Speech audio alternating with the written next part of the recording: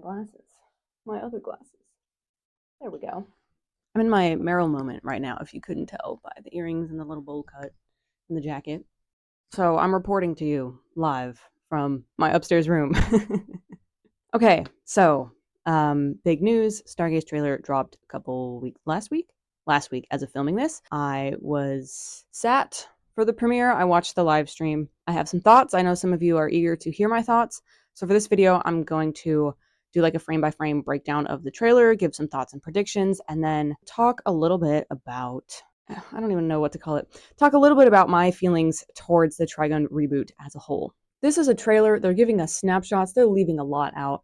So I could be way off base on a lot of things. And I think there also could be a lot of things that they're not showing us. I'm very hopeful for a 26 episode season or a split cur 24 episode season, because if they want to adapt even just the major story beats of Trigun Maximum, there's no way to do it in 12. And given that this is marketed as sort of the final installment, if it's a 12 episode run, I will be honest, I don't know if they can make it good. I think they need more time. A lot of what we see in this trailer is from the beginning parts of the manga, whether Trigun Ultimate or maybe up to volumes like 5-ish, at least the things that I can tell that are being referenced. We got Mid Valley, Hopper, Leonoff. Those are all volumes 2, 3, 4, 5. So if it is a split season and they're only showing us stuff from the first part, I think that would make a lot of sense.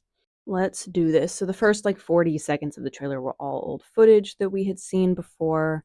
Then to start with, we get Meryl with a nice new manicure looking at a poster of Vash, says it's been 2.5 years. I think the time skip between Trigun Ultimate and Trigun Maximum was about 2 years, so we're extending that a little bit.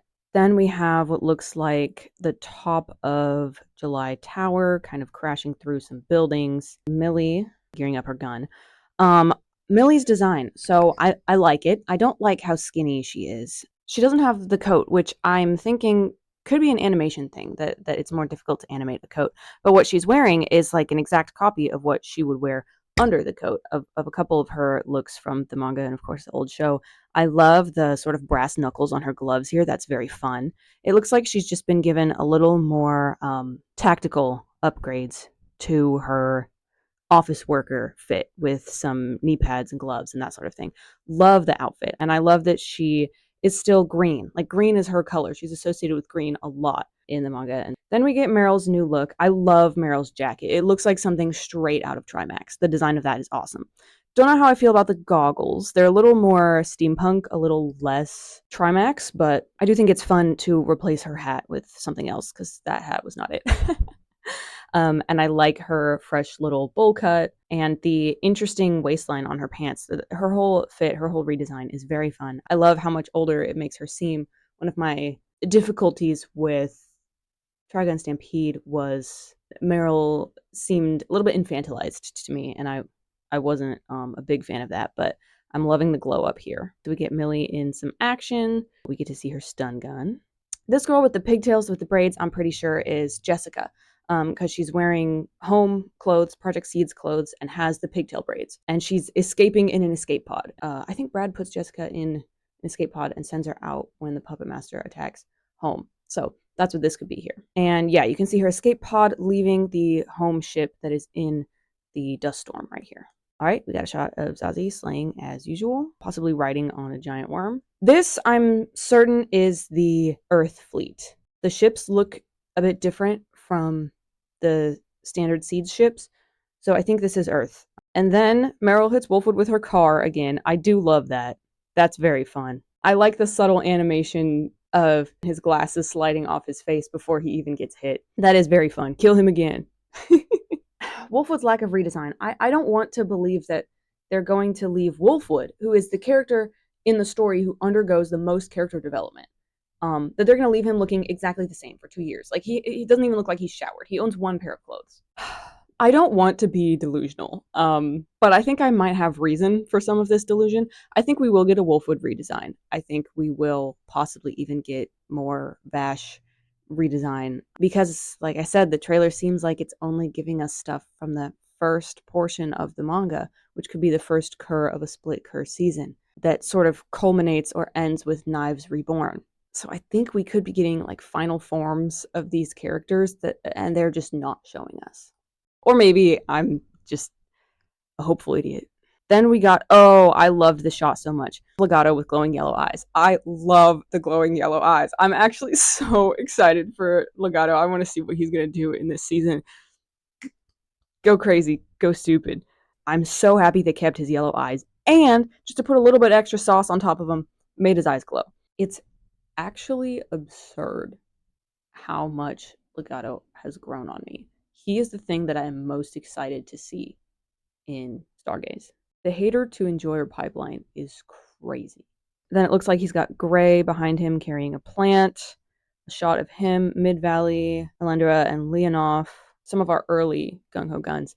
Alendra, unfortunately, still a child. I don't know what's up with that. I'm remaining hopeful that we will get her adult form in some way because we've all seen the concept art. It's there. And a lot of the character redesigns I am okay with because they look like early versions of themselves or they are based off some version of the manga. This baby Wolfwood we see in Stampede looks a lot like Wolfwood does in Trigun Ultimate. This Vash with his hair down and that coat looks a lot like a coat that he wears in 2 flashback panels in like volume 3. This version of Legato looks like pre-July Legato with his cropped jacket. Livio, suspiciously Livio-shaped hole in this trailer, by the way, but Livio looks like a single panel that we see of Raslo with longer hair and like a suit. So I don't take issue with a lot of these character designs because most of them are based on like a single panel or something from the manga. But what I do take issue with is whatever they're doing to Alendra. If she had just appeared as a child very briefly based on that one panel of her as a child in the manga, whatever. But it's like most of these characters, you can tell it's a version of the character we already know. This Alendra, I don't know who that is. I don't know what they're doing with her. It's very, very weird to me. The Alendra situation with this show is probably the thing that I dislike the most. Okay, Legato just standing here in the desert, as one does. Eric's Vash playing the piano. Baby Alendra, again, get out of here. I don't know who you are. Hoppard, a brief little glimpse of Hoppard the Gauntlet. Very cool. Leonov, who is absolutely my least favorite gung-ho gun, both chopped and unk. Got nothing going on. Reheating Legato's nachos because we've already got one puppet master. We don't need 2. These puppets look a whole lot more robotic than puppety, but if they're like salvaged from old lost tech, then that makes sense. Mid-Valley. Okay, Mid-Valley plucked straight out of the manga. I love that. The one thing they did change, they added some pinstripes to his suit, which is very fun. Makes him look a little bit gangster. I love him. I love how much he hates his job. Can't wait to see that. All right, we got Millie and Meryl. Wolfwood and Eric's in this like technology setting. I don't know what sort of scene this is supposed to be. Some sort of new scene that's adapted because I can't think of any Eric's scene where they're indoors like this. Also, I'm mad about Eric's pants. He's just got these like shapeless brown khakis on. In the manga, he was wearing brand name Wranglers. Eric's and Lena were wearing matching Wranglers. W on the butt pocket and everything. I wanted to see that so badly. Eric's does have an old-fashioned cowboy revolver here, which is very interesting, very cool. Looks like something that would shoot a much bigger caliber bullet than Vash's standard 22s. So maybe we are getting the 45. Okay, and then the money shot of Vash from behind. You can see that the black is in his hair, not just the shaved parts, but in his long hair. I love that, and I love how much darker they're making the dark parts of his hair. Unfortunately, no coat or arm design update. L. Okay, Vash, Jessica, Meryl, more Vash. Meryl in the feathers. That made me so excited. We haven't seen the plants be likened to angels at all in this show. And so seeing the feathers come out is giving me a lot of hope. One thing that I don't like about this show is that it seems like they're taking the Catholicism out of it, where Wolfwood isn't actually a priest, and the plants aren't angels. The only one who gets to be a little bit Catholic is Knives, and he's the one that's proclaiming himself to be God, so that's not even Catholic, that's just heresy. But the feathers, we could be getting, you know, the whole dragon's nest situation with Meryl here. So the feathers gave me so much hope. Okay, then there's this little shot here of Millie and Meryl, and I think it's Zazie because it looks like someone is shorter than Meryl, and who else would be shorter than Meryl? In some facility looking at a red plant. Very brief shot, but interesting there. This could be a dragon's nest situation. Vash pointing his gun at Legato. in a framing that very much echoes Vash pointing his gun at Knives in episode 3 of Stampede. Vash in the light, Legato in the dark. I think the lighting in the shot with Knives was reversed, though. Vash is standing in the dark and Knives is in the light. Gun pointed at Legato. More Eric's. Mid-Valley on the sax. And it does look like he has a little something attached to his saxophone. Maybe like a piece of lost tech. So maybe some kind of little amplifier or something to explain how he can do what he does. I like to think it's just the raw sexual energy of the saxophone that kills people. Oh, I'm so excited for Mid-Valley. Okay, and then the saxophone blast with Gray and Legato just walking away behind him. I wonder, is Mid-Valley gonna fit the tone of this show? Because the tone of Trigun Stampede is a bit different from Trigun Maximum. There's a lot more ridiculousness in Maximum and a lot more seriousness in Maximum. And this show is a little bit more middle of the road, where it doesn't get as wacky and it doesn't get as horrific. And so I wonder if, like, guy who saxophones people to death is going to feel weird and out of place given the style and tone of the show that they're going for. Okay, and then we have Tesla and Rem, which makes me very excited and very sad. Mirroring the shot of Rem and the boys. Legato torturing Vash, as he does. This shot is crazy. The one of Vash screaming, it looks amazing. It looks so good. Knives, okay, Knives being reconstructed in a tank. I don't like it. I liked it when he was violently born out of a plant, fully grown and killing her. That was crazy. It was disgusting. It was brutal. And I loved it. So if they're just growing him like from his spinal cord in a tank somewhere, takes the teeth out of it. Oh, and then it's very interesting to me that the last little section of the trailer, Vash, he thought Knives was dead. He didn't know he was alive. He thought that his brother was dead and he had killed him. I'm willing to bet that the knowledge that Knives is alive and Vash did not kill him is kind of what gets his butt back into gear after his depression years as Eric's. I don't think there's any confirmation one way or another after July in the manga whether or not Vash knew that Knives was dead or like Vash could have known that Knives was alive because they do sort of have like a psychic connection going on. But we don't know if he knew or not, and we don't know how he felt about it. So that is a fun thing to add in here. That's very angsty. That's very good. I like that a lot. If you take a look at the new poster, the Alone No Longer poster, you can see there's a crater in the moon. And the tonal whiplash between the Live and Suffer poster and the Alone No Longer poster is crazy. And that's kind of why I think it might be a split Kerr season or two halves of a season, where the first half is like Alone No Longer and the second half is Live and Suffer. But like, I think you could do it in 24 to 26 episodes. You could get the important Trimax story beats in where you have like an episode for introduction for Eric's and Lena, and maybe like 3 episodes for the home arc and the puppet master. Give each of the other Gung Ho Guns their own episode, you know, one for Dominique, one for Ride, one for who else am I missing? I don't know. Maybe a Tesla backstory episode. Do the Dragon's Nest arc in 2 or 3 episodes. Use Knives' return, Knives' rebirth as a mid-season finale. And then his return leads straight into the final, like, Apocalypse Volume 8 onwards, where you have the arc and the Armageddon and the prison break and Wolfwood versus Levio and Raslo, the orphanage, the couch, the Earthship's arrival, Alendra versus Livio Raslo, Vash versus Knives 1, Vash versus Legato, Vash versus Knives 2. I think you could do it. It would not be as in-depth of a story, but you could get those major plot points in. Oh, and I took some notes during the panel live stream at New York, so I'll give you some of those notes. The panel was 4 people: Naito, the director, Masako Soto, and then 2 producers, Yota Shirasu and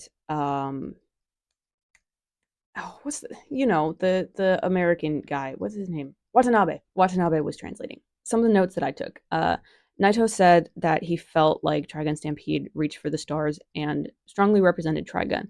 And he mentioned that he was very happy that people are rediscovering his manga through the new show. Then the interviewer asked where the story is going to go next. And the director, she pretty much just said there's going to be a lot of intensive stuff that will happen to Vash and Knives. And Naito was laughing when she said this. Soto, by the way, was dressed as Zazie the Beast, which was pretty fun. Someone, I can't remember who, it might have been the other producer, said that the voice actor for Lean Off the Puppet Master was doing such a good job that the animation team felt like they had to catch up to match his voice work, which is fun. That could be really fun because I thought that he was one of the weakest villains in the whole story. So maybe he'll be interesting this time around. Nobody was saying anything about knives, which makes me very hopeful that we will get long curly hair knives. Naked. Okay, and the interviewer asked everyone if there's one character that everyone should be watching. Watanabe said Vash, obviously. Naito and Soto said, like, there's lots of new characters. Look out for a lot of them. I think Naito said Millie. But the other producer was like, Legato Blue Summers. And everyone was like, mm. And then he said, he's going to be doing a lot of things, so please look forward to that. I am. And then the director summed up the first 2 episodes that aired at the premiere as a lot of fun, a lot of tears, and a lot of action. So it's crumbs. It's crumbs that they've given us. And some of those crumbs I'm very excited about. Some of them I'm a little bit less enthused about. But like that kind of sums up my feelings about this Trigun reboot quite a bit. I feel very strongly about it. In a good way or a bad way? Yes, both. Neither. I don't know. Trigun reboot, they could never make me hate you, but they could never really make me love you either. I owe it a great deal in that it was the thing that got me into Trigun. If it didn't exist, I wouldn't be here. And I do think that it is an interesting take on the story and does interesting things. But at the same time, I have to ask myself, why does this exist?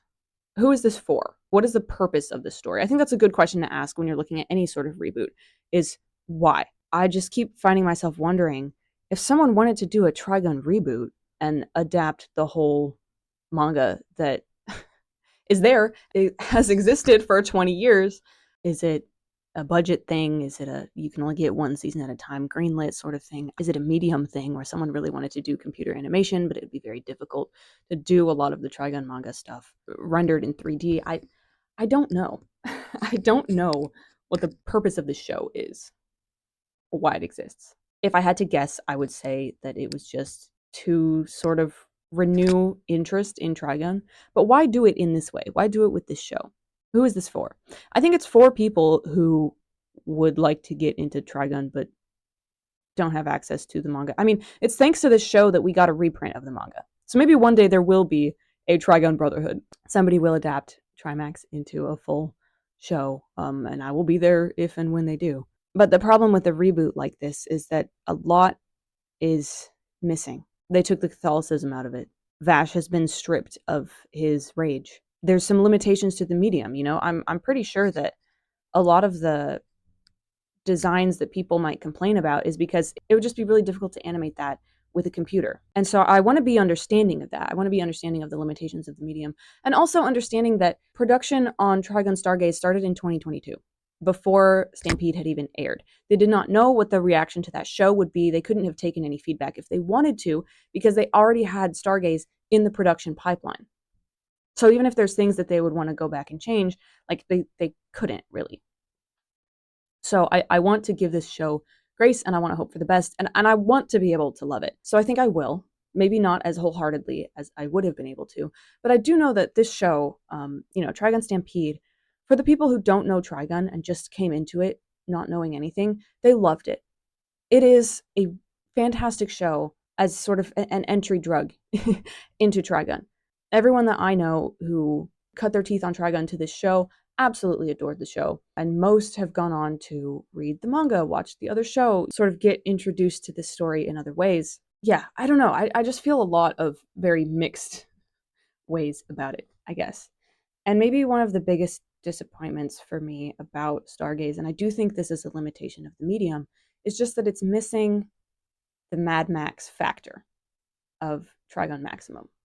What I love about Trigun Maximum is that it's insane. It's gory. It's disgusting. It's weird. It's kind of ugly.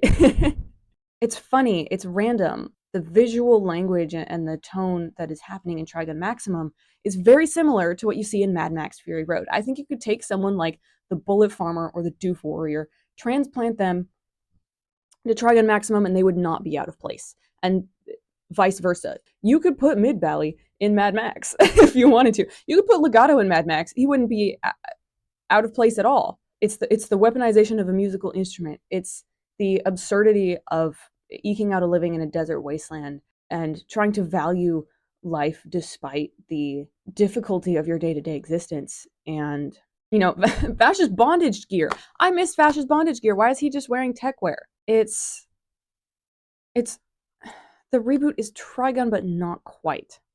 Vash and Wolfwood and everybody else, they're there, but not really in shapes that I recognize. I want the show to succeed. I want it to be good. I have very high hopes for it, but it's the sanding off of the edges that makes it difficult for me to love.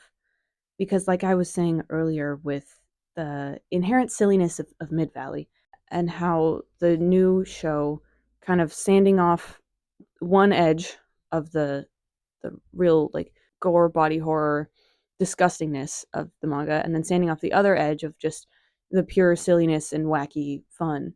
Kind of straightens it out to this middle road that's maybe more appealing to general audiences, but leaves a lot of people really wanting more. And it makes me wonder if the themes and the lessons and the stories and the heavy character work that's being done will even land. I think it's the extremeness of Trigun that packs such a punch. How are you going to handle something as real and brutal as what happened to Legato and then take a look at the violence that he then enacts because of that? I don't know if they could do the Legato backstory in this show because it might feel so abhorrently out of place. Something that violent and brutal and real would feel way too crazy to put into this show. But then if you don't have that, you don't understand Legato. You don't get to understand what made him into such a violent, sadistic, servile person. If you don't understand how much Legato has suffered, you're not going to understand why he relishes the suffering of other people. And if you don't understand where Vash's pacifism comes from, it's not going to land. It's going to sound hollow when he says he doesn't want to kill someone. If you don't understand how much Wolfwood loves and wants to be loved and struggles in his desire to be good and his relationship to God, his sacrifices aren't going to land. And if you don't understand that at his core, Knives is just so afraid of pain and being hurt, he's just going to be a generic genocidal type bad guy. And Vash's refusal to kill him and insistence on loving his brother is going to seem ridiculous. Like we have to know these people well for the story to work. And to know them well, we have to understand their completely overwhelming stories. And I think all of that is all connected. I just fear that the show won't do that justice. Because in the end of Trigun, the theme is that knowing and understanding each other's pain is what brings us together, is what helps us to love, is what helps us to share each other's burdens, is what enables us to look into the face of our enemy and see our brother, to want to spare the life of even the most horrid, disgusting man, because there can still be a shred of empathy for his humanity there. It's really raw and it's really messy, and I don't think that Trigun Stargaze has committed itself or opened itself up to that mess. And that's what I worry about with this adaptation. That maybe it's a little too sanitized. I'm still going to enjoy it. I will, even if I complain. A lot of times I show affection for things by complaining. So don't take this the wrong way. I love it. I want to love it. I probably will. But I think it just breaks my heart a little bit to see people think that this is Trigun, or even that the 1998 show is Trigun, when the real Trigun is so much bigger and stronger and weirder and lovelier and more painful and more serious and raw and real than any of the shows have been able to adapt. So I guess what I'm saying is that my whole channel is just a psyop for you to go read Trigun Maximum. I didn't mean to get so heavy in this show, and I understand that to a lot of people, I sound very critical or very negative. That's not my intent. That's not what I want. I'm going into this new season of television with open eyes and an open heart. I think that just what happens when you love something so much. My love for Trigun Maximum is unparalleled. I don't think there's ever been another story that has affected me so strongly and in so many ways and so deeply. And so I want to see that story done justice. I want to see that story adapted well. And so I think it's difficult for me because it's so personal. But I don't want you to think that I'm just a hater. I want the show to succeed. And I will be there and I will enjoy it. And I will see you guys in January. Let me know your thoughts. I'd love to hear anything you have to say. I'll see you guys later.